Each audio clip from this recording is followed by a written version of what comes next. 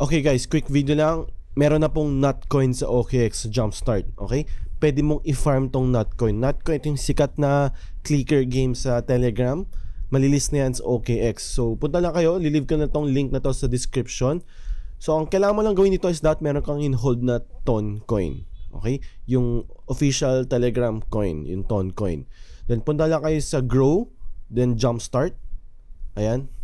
Nagkakagulo. Grow, Jumpstart. Dito ka lalabas. Then click mo lang yung view details.